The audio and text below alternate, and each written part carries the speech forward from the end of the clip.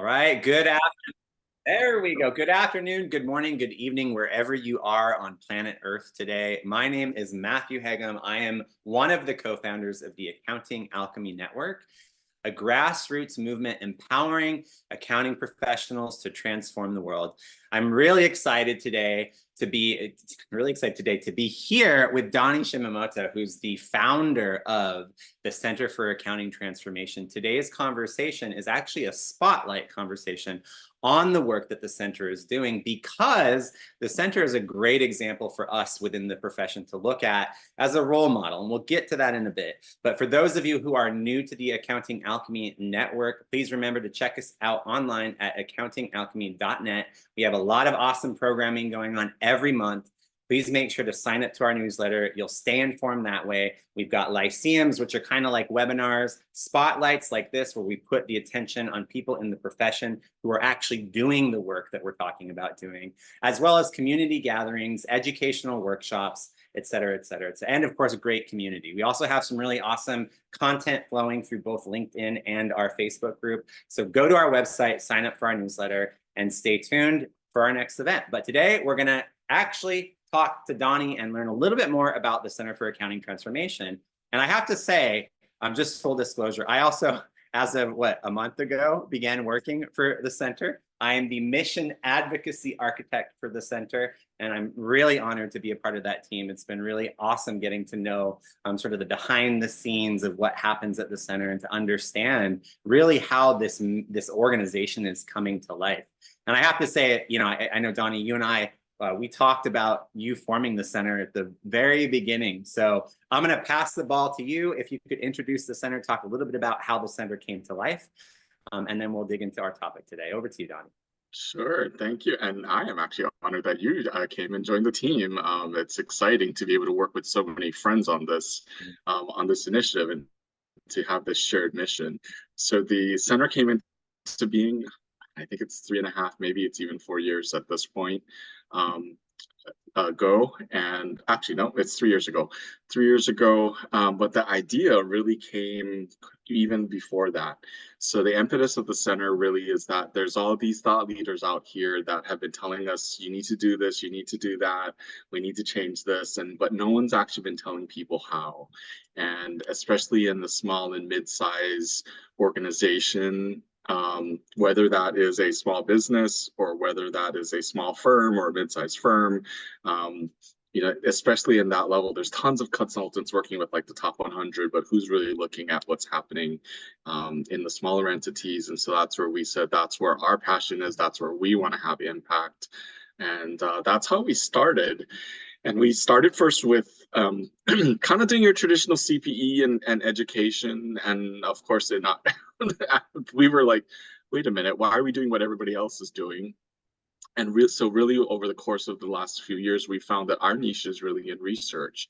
And it's in research that has impact. So we're really trying to tackle some missing pieces in data that we need, as well as really looking at different business practices and thus the transformation. So going beyond just accounting, accounting as a discipline, audit, tax, or finance, and really going beyond that and looking at the bigger picture of what do we do. Yeah, thank you. And one of the things that I really appreciate about the research that the center is doing is and I think I mentioned this to you at some point over the last month or so, was the level of integrity around the process of the research, right? Because I think what often happens, right, or does happen regularly, is people grab onto buzzwords or ideas or concepts that they hear in the media, and they sort of run with it, right, as if it's the truth. And sometimes they're right, and actually sometimes not, right? But what happens at the center is really interesting. So can you talk a little bit about the research process that that you go through to bring forward the results that the center brings forward?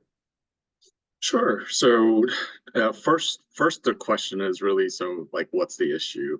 And as we start to look at the issue, then the question is, like you said, what is everybody saying? And then we come back and go, well, where's the data to support what they're saying? So that's kind of the initial discovery process or ideation process that we go through. Okay, everybody says, like DEI was one of the things we looked at. So everyone says, oh, we've done a lot of DEI, and we said, well, where's the proof? Can we see the impact? And that's where, once we started to work at that, we said, well, we can't see the impact. So who's saying we think we're done? Let's look at that. And what else is needed? Is there anything needed, or does everyone think, no, we've got everything that we need? And so that was actually one of our first sets of research. But we've expanded that thought process into other things like the CPA pipeline. That one came up. There's tons of talk around the 150-hour rule and all kind of other reasons for why people are not becoming accountants. And we were able to partner with the Illinois Society on that to bring some insights into what really is stopping students there. The other thing I think that differentiates our research too is that we do pull multiple people and perspectives together. But most importantly, we actually bring academics into the picture. And so we've become this kind of juxtaposition between practice or practitioners and the academics. And what the academics do for us is they actually lend that the fact that we are doing scientific research that's based on sound theory and statistical models, rather than just what I'm going to say is normally marketing research, where it's like, well, I want to prove a point, so let me run a survey that's going to prove my point, and I'm going to present it that way. We've got the academics as well as ourselves that are saying, hey, let's come at this and let's really look at what does the data say? How do we actually design survey instruments that are unbiased? And how do we actually administer the survey in a way that ensures that the way people fill out the survey doesn't automatically create bias either?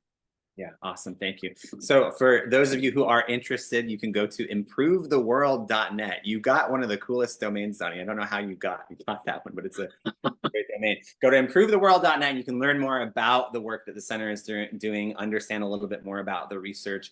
And since you did mention it, Donnie, we do actually have a DEI research webinar coming up on July 16th. So if you want to find out what the results of that research has been, come to that webinar, check it out. We highly recommend it. It's going to be awesome. There's going to be some really, really valuable insights there for those of you who are on the DEI journey within this practice.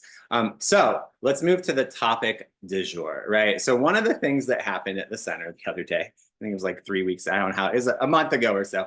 Everything was a month ago, was that there was an email exchange that came from you, right? And basically the gist of it was you were sort of informing the team of this conversation you had that inspired you and informed you as to how the programming or the work that we did at the center actually fit into the context of the UN's Sustainable Development Goals, right? And so for those of you who don't know what those are, I'll share a little bit of context, and then Donnie, I'll pass it to you to kind of talk a little bit about some of these pieces, and that's going to be the focus of today's conversation. So for those of you who are unaware of what those goals are, the Sustainable Development Goals, or SDGs as they're referred to, were adopted by the United Nations in 2015 as a universal call to action to end poverty, protect the planet, and ensure that by 2030, all people enjoy peace and prosperity.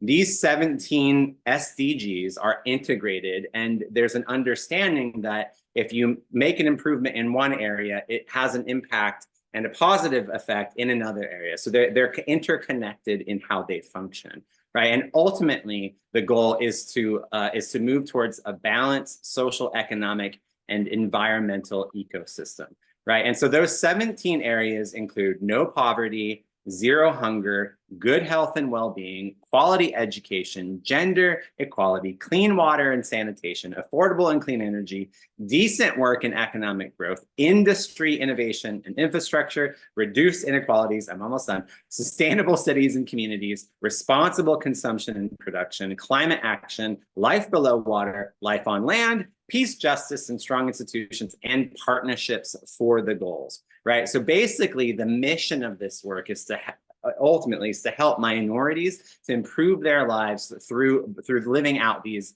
or rather, wait, scratch that. No, that's us. My bad. I was quoting your email. My apologies. So those are the 17 goals, right? And so Donnie, tell us sort of what happened in this exchange and how that resulted in you really wanting to have this dialogue with the center about how our work fits in with the goals of these 17 goals. Well, I'll actually go back a little farther. And so the first time that I read the SDGs my reaction was, well, this is really good. Nothing to do with us in accounting because we don't touch any of this stuff, right? We only work with people that have money and are moving stuff forward. And so the first time I actually read the goals, I went, these are great. There's probably some nonprofits and governments that are out there. And yes, we play a role in working with nonprofits and governments, but those are the ones that are handling this stuff. And so I kind of put them on the side. And it wasn't until I was working with this vendor where we're working on a talent solution, and he shared with me that their solution actually helped accountants in Pakistan. I think it was Pakistan. Anyway, somewhere in that region. And I was like, what? How did your solution? This is out of Silicon Valley. How did your solution do that? And he said, well, what their solution did was they helped these accountants in a third world country revamp their resumes, and they do this using AI, revamp their resumes so that they're actually more successful at applying for jobs overseas, not just in the US, but other places that are hiring, right? They're able to get these jobs. And then what actually happens is they move to those, they immigrate to those countries, they make their money and they send the money back home, which actually in the end helps solve poverty back at their home country. And I went, I never thought about the chain of it. I always was kind of looking, well, who are we working with? Right? We're working with businesses. We're maybe working, if you're doing tax, maybe you're working with individuals and family. But for someone to have enough money to work with a tax person, a real tax person, you normally need to be at least middle class or higher. Mm. So this whole thing changed my perspective because I went back and I was like, let me look at this. And really, as I started to look through it, I went, actually, when you start to look at the impact that we have as accountants and the way that we actually, and actually, I'm going to convert that. The impact that we have working in accounting really starts to hit a lot of these different areas. And it also goes fundamentally back. You mentioned our URL or our domain name, which is improvetheworld.net. The reason I actually got that domain name is because I believe that is what we do as accountants. We actually help improve the world by increasing prosperity for people and families, by helping prosperity for the business, especially small business owners, which impacts the local communities, which impacts, right, the states and the countries that they're in. And we help people make these better business decisions, which could be more holistic business decisions that triple bottom line rather than just, dollars. So that was where I came from with, hey, we do these things, but I always thought, hey, we do it with kind of the upper half, right? Of society. And here was a way for us to tie it back into again, poverty and well, and we'll stay on that one for a moment, because I remember the topic of poverty and how this work, access to accounting, can address that. Because I remember when I came into the profession, my very first entry point was I was the development and communications director for a workforce development agency that taught low-income and unemployed individuals how to enter into the profession as a bookkeeper, right? Because at the time, there was a heavy focus on middle skills jobs and how important middle skills jobs were to the economic systems and to business, and that there was a lack of talent and people in those spaces. And one of those spaces was in the bookkeeping space. And so anyway, so we started training all of these people how to get into the workforce through that skill set, because it doesn't require a college degree. You can in essence, once you're trained effectively, you can go into an office and begin to do the work, gain the experience on the job. And if you build a career out of it and you're good at what you do, you can actually make a decent living, right? And what I loved about that work was not only the fact that we were creating jobs for people, or creating job opportunity through training for people. And we ended up doing a lot of partnership with job sites to do placement work, because that's part of the holistic approach towards workforce development. But the other thing that was sort of like icing on the cake in a way was that my understanding of the importance of the bookkeeper and the finance people at that time was, wow, these are also the people that keep the lights on. They make sure the bills get paid. They make sure that payroll gets run. They make sure that all of the money is actually moving behind the scenes of these businesses, and in particular the small business ecosystem, which is frankly a backbone to job creation and the job marketplace. And so for me, I was like, wow, I didn't realize how important it is to be in the accounting space because of the fact that you're adding to that equation of job security and job sustainability. Completely agree with you on that. And the one of the things that kind of made me realize that even myself, I mean, I come from a lower middle class background. You know, when I look back at some of the things, I realized, oh yeah, my parents were kind of skimping on the money, right? Like you could tell they weren't paying for the things. I was like, hmm. But one of the things that that really made me realize the impact that we can have is when I was actually reading the Reddit threads on a subreddit on accounting. And the majority of that thread is people complaining about how accounting is horrible and it's this churn and this mill and blah blah blah blah blah. But it happened 2 or 3 times where you saw some other people chiming in, and like one of them was like, well, this is way better than the factory job that I used to work. And I like the fact that I don't have to come home, you know, dirty, and the fact that I now can save, and I'm not killing my hands trying to do all this laborish work. And it's really that perspective. And I think that aligns with some of what you were saying earlier. It's like a lot of us in accounting probably come from this middle class background. We're used to this stuff. But when you start to compare it to some of the trades, some of this other type of work, like they could end up in fast food, working for fast food instead of working in a firm, it is, and it can be a very rewarding career.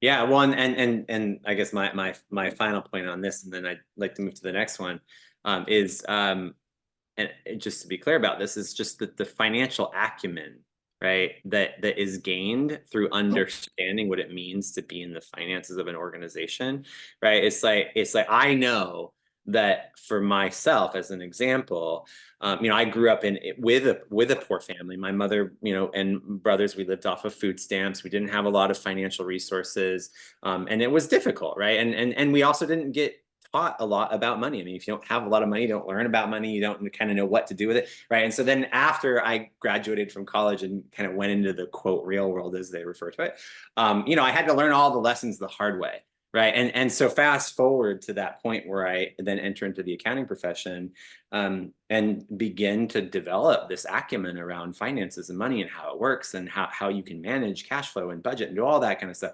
It's like I look at myself today, and it's a completely different universe, right? My relationship to money, my ability to handle money, my ability to relate to money is completely different than what it was. And I think about now the conversations, for example, that I have with my brothers, right, or my mother, and we talk about money in different ways. And now I'm bringing to those conversations a dialogue that is actually, I hope, empowering them to think differently about money, particularly because of our background having not been, you know, fully fleshed out with cash on all sides, right? And so I think it's a really important skill set, and it's incredibly valuable to bring young people into this profession, which I know that's something that the center does as well. But I want to actually talk about the next item here. So that was no poverty. That's one of the SDGs. Another one is good health and well-being. So can you talk a little bit about the work that the center is doing around personal resilience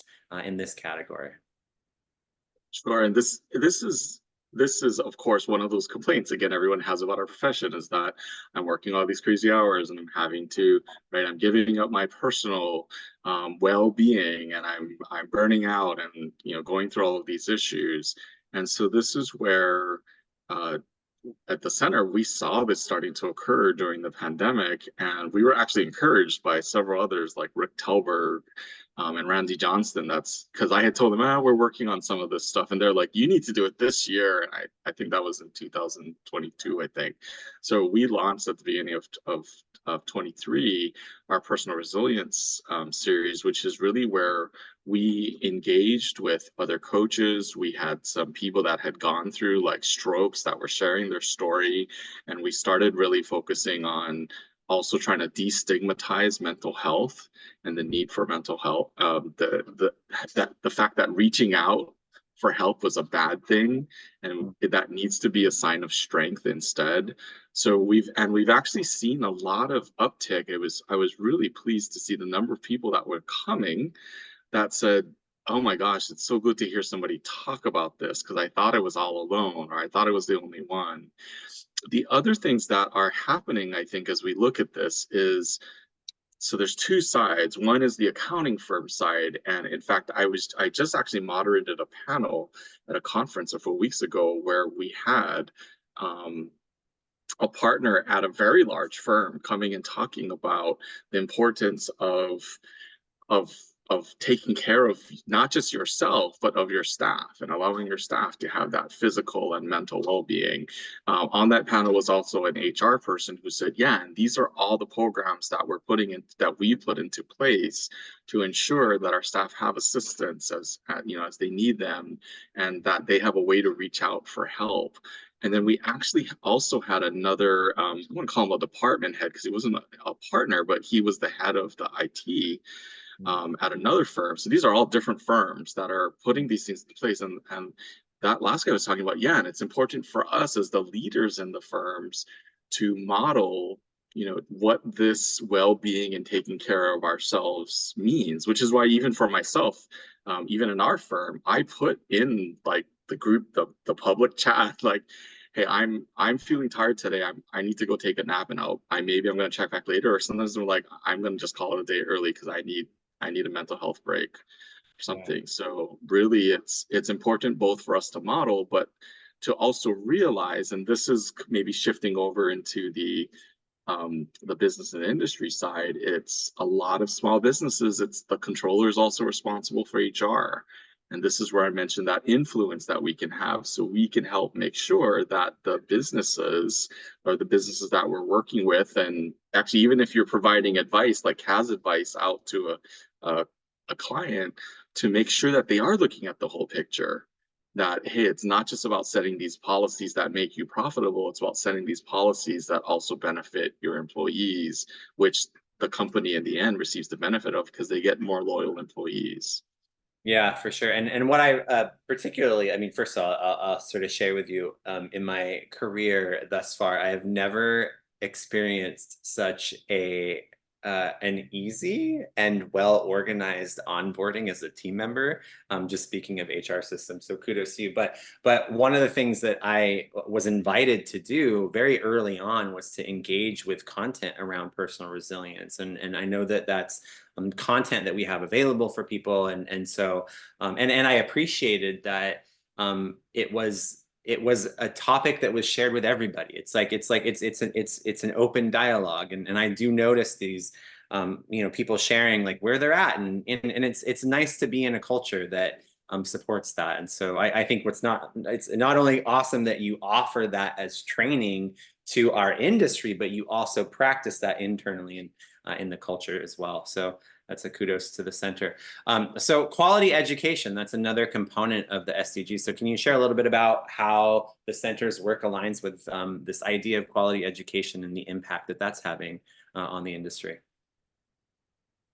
That's so that's been an interesting one, because that was another one I was like, that's the schools, that the nonprofits take care of that and they do those things. But what I realized in that one, and especially in accounting education, it's really about ensuring that we can support the schools that are trying to bring people into the profession. And as I've been, so I'm a member of the AACSB peer review teams, which we're groups of actually volunteers that go out, and it's normally two deans of other business schools. It's a chair of an accounting department and myself as an accounting practitioner. We go to these business schools and we actually looked, are they following basically all the best practices, the standards under the AACSB? And as I've been talking to these people, what I realized, and I kind of knew this before, but I just didn't have it as solid, was actually these professors are struggling trying to come up with good teaching methods, especially for the emerging things like ESG and AI and all this stuff. And so one of the ways that we realize we can contribute is by helping in two ways. One is that we can take content that we are creating to help educate practitioners and work with the educators to adapt that to be used in the classroom with students. That way, students are getting more current things, right? They're getting up to date. Mm.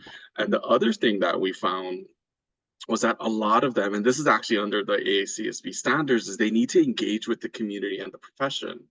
And so through that, by starting to be able to connect practitioners with schools and schools that need people to come and speak for them, right? Those are the types of things that we're working on where we're like, well, how do we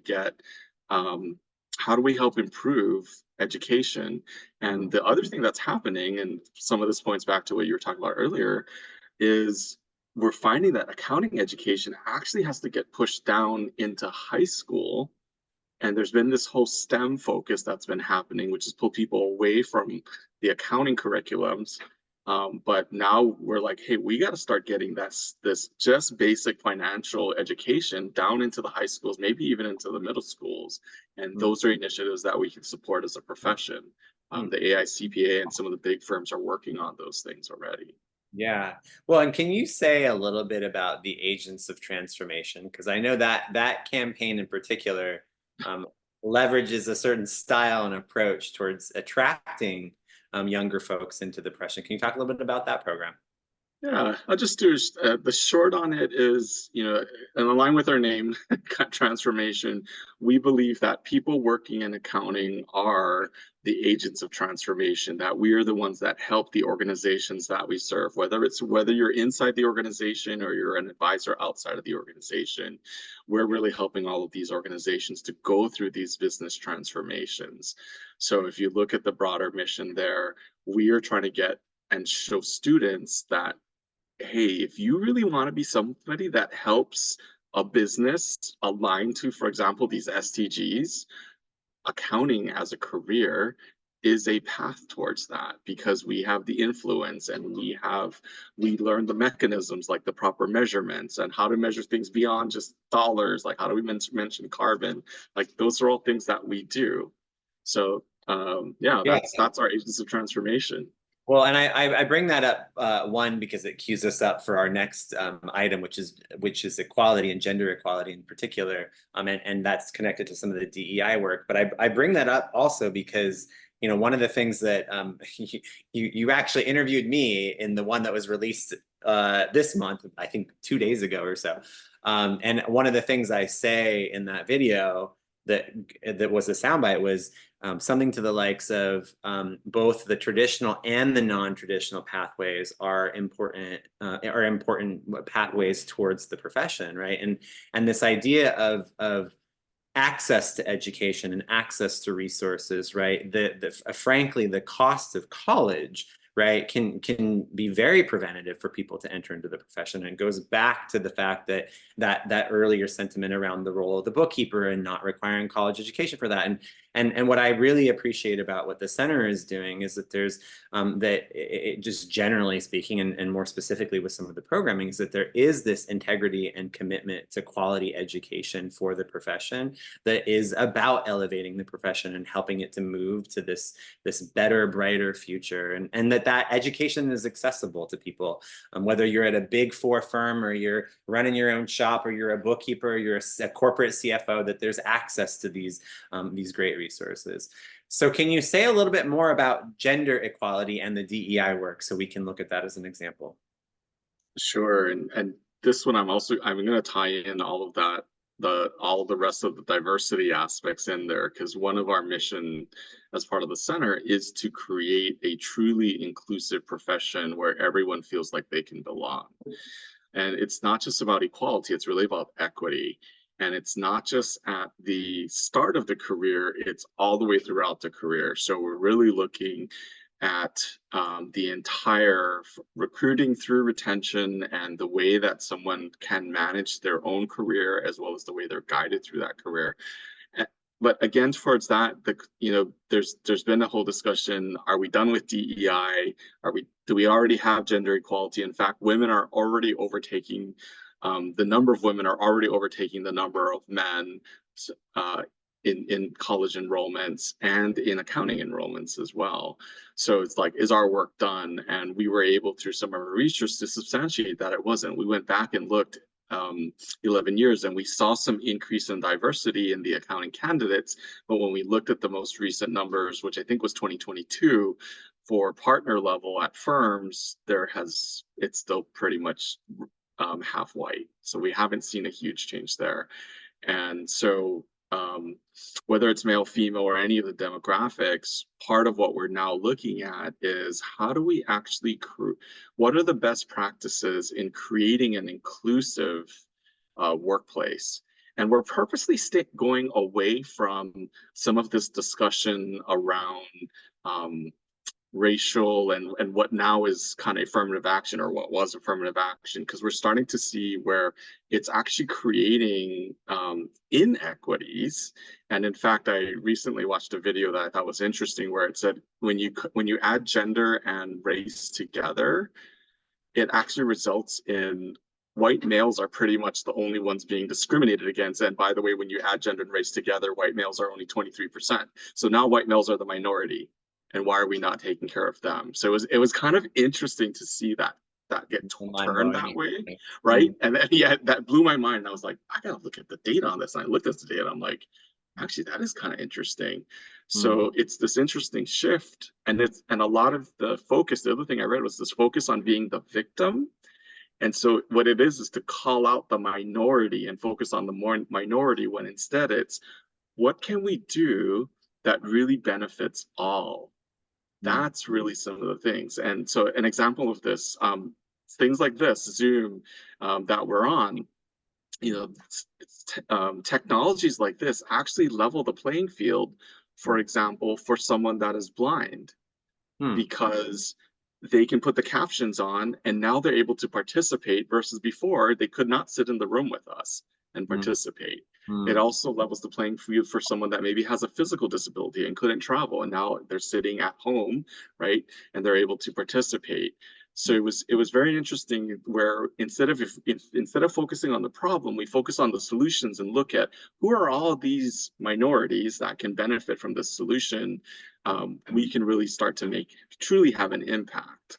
And it's hard to argue when you see, oh, here's all the benefits versus here's the one segment or one or two segments that are benefiting. Well, and I think, regardless of what, so Jana Tien is working with us on and Ingrid particularly with some of the JEDI training, the Just Equity, Diversity, and Inclusion training here at the AAN. And I remember she posted something on LinkedIn yesterday, and it was about sort of the backlash to the concept of DEI.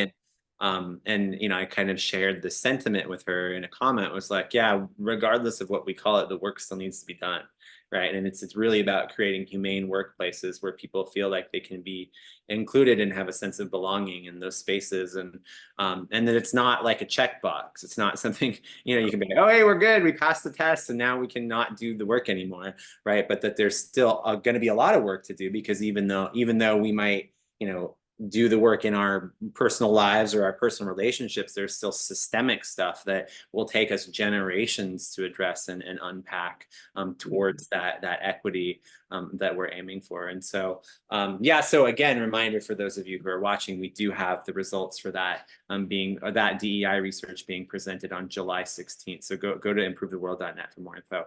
But I want to move on to the next one. And the next one is a little bit more nuanced, right? Because if you recall from the SDGs, a lot of them had to do with the environment, right? Clean water, sanitation, clean energy, climate action, life below the water, life on the land.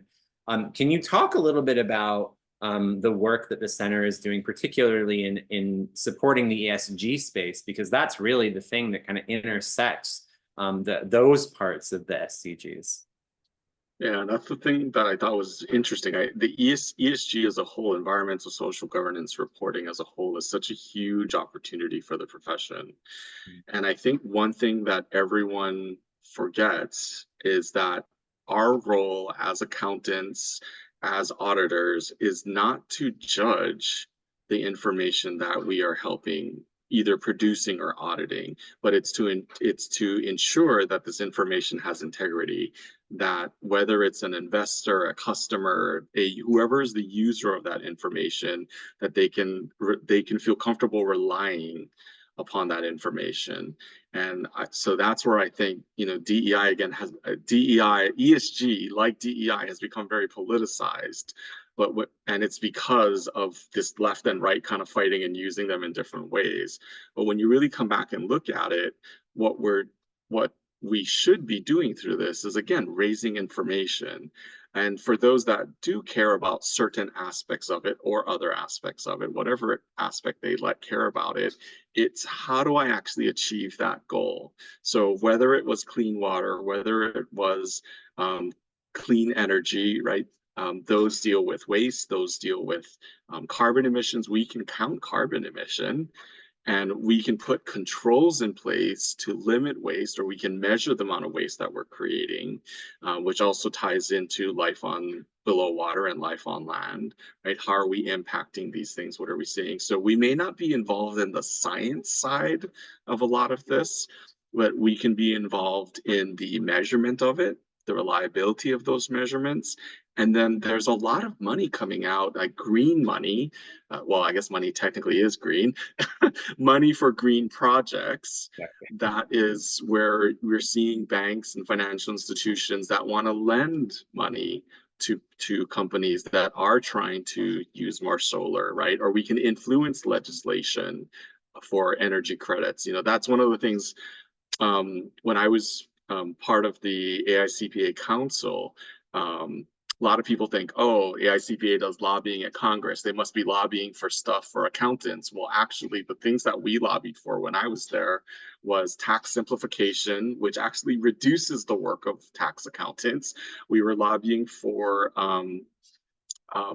interstate reduction of interstate taxation, because some states you just set foot in them and do work and you're taxed in that state. We were actually fighting for some moratoriums that said, like, hey, or de minimis days where it really had to be there a week or something. You know, AICPA did a lot on the PPP and simplification there and forgiveness, and so as a profession, we actually also have a lobbying impact in looking at how are these things carried out, how are they measured, and accounting. That's actually what we do. We measure things, and we determine whether or not the standard for measurement is actually being followed. Thus, information is reliable and it's comparable. Yeah, well, I'm actually really glad that you shared that piece about sort of the things you were lobbying for, because what's coming to mind too, the systems that we've designed as an American culture, right? I'll speak to what we live in currently, or you and I live in, at least in this context, is that these systems are complicated and sometimes overly complicated and bureaucratic. And if you don't have the institutional knowledge to navigate these systems and have the language to understand what you're operating inside of, something as simple as getting the right form to fill out, right, or asking the right question is sometimes a feat that's not overcomable for some people, right? And so so it's actually really, it's interesting, because what that's suggesting to me is that actually there is a very powerful role that we as a profession can play in terms of at least simplifying the tax systems that we're all adherent to if we're participating in that infrastructure. So that's very valuable. Yeah, and I don't know if but the purpose of accountants, and this is from the AICPA, the purpose of accountants is to make sense of a changing and complex world. That is the purpose of accountants. It was defined in 2003. or Mm. somewhere. Anyway, it's been a while since that was defined, and that got renewed. I was part of the advisory panel that reconfirmed that mission in 2012. Wow. So that is what we do, right? It's look at all these regulations, the laws, the everything that's happening, and how do you make sense of all this complexity so that you can help the business owner or the family Yeah. make decisions on what's impacting them and what's best for them. Yeah, no, it's definitely thank you. I did not know that, and that makes accounting way cooler than I think some people thought it was, right? And so that's super cool. So the next item is this piece around better business culture, right? And that intersects a couple of different areas of the SDG. So we have decent work and economic growth, industry innovation and infrastructure, and sustainable cities and communities. So can you talk a little bit more about better business culture and how the center is handling that, both by example internally and then externally as you interact with the profession? Yeah, so the concept of better business culture is the blanket term that we're using to pull a lot of what is kind of actually they fall under the social aspect on ESG, but a lot of it is employment practices, as well as just really looking at I'm going to say again the bigger picture of what we work in.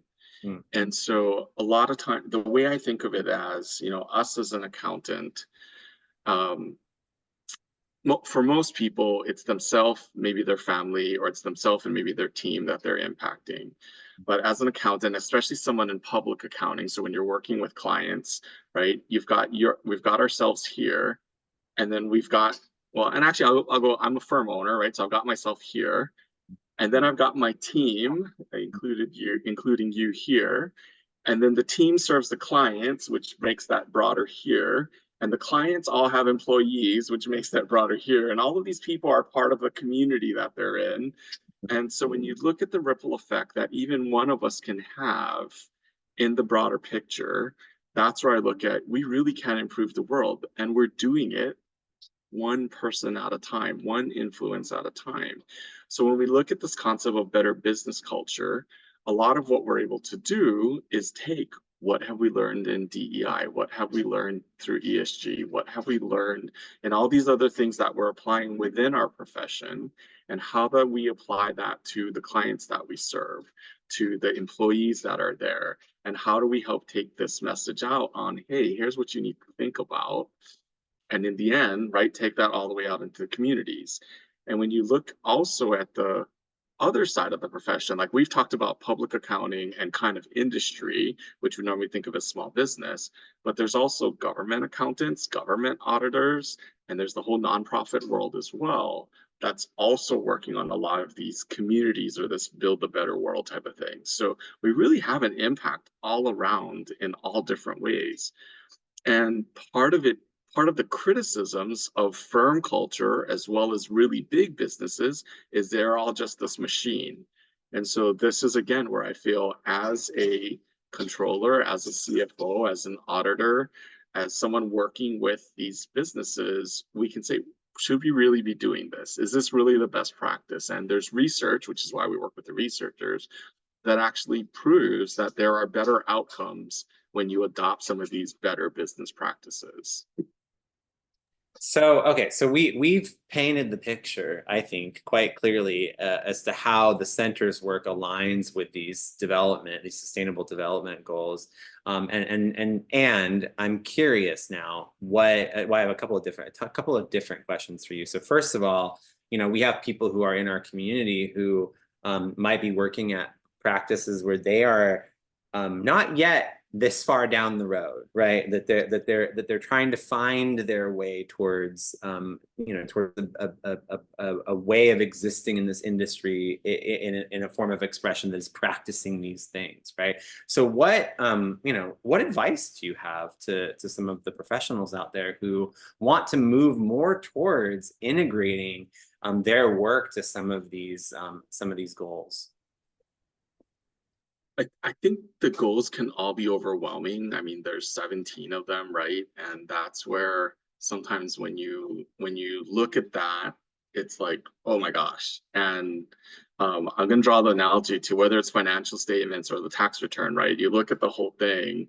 And for us, now that we're all trained, each one is like, whatever. But when our clients look at it, they go, oh my gosh, it's all this stuff, right? And it's the financial statements have the underlying accounts in them and all the transactions in those. And the tax return is multiple forms, and each form has its own lines and sections and things.